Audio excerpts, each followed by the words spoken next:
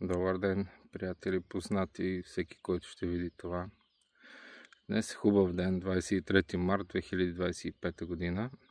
Днес моя милост навършва 44 години и поради причината, че изпитвам така голяма благодарност за това събитие, най-малкото, че съм стигнал до тук, че съм сравнително здрав, че имам приятели, семейство, роднините ми са живи и здрави.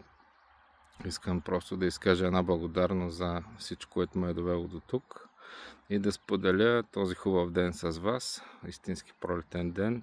Вижте къде се намирам.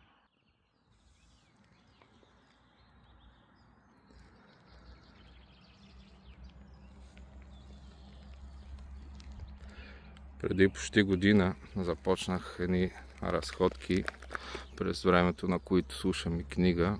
Към днешна дата слушам една книга на Джо Диспенза. Няма да обяснявам надълго и на широко, всеки може да провери кой е. И ме кара все повече да се замислям върху опита и интуицията, която е натрупана до тук.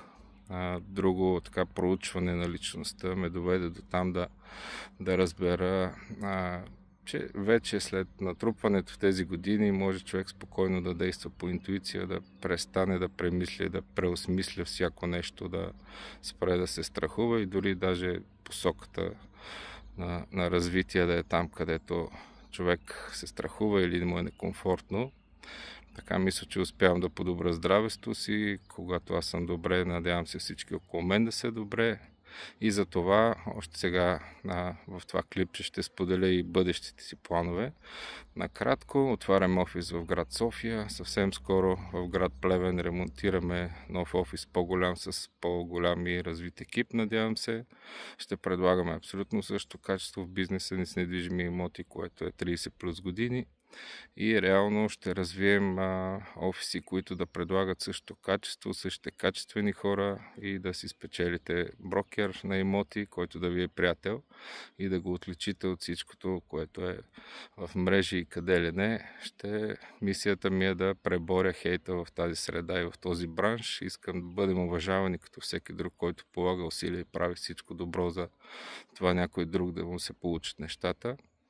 И не казвам, че сме най-добрите, най-перфектните или нещо от рода, но казвам, че ще работим за това да даваме най-доброто от себе си и мисля, че това ни е довело и до тук.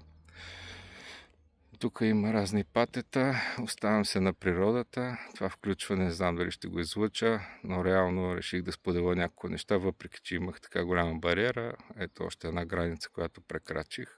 Заснемам го и най-вероятно ще го пусна. Хубав ден!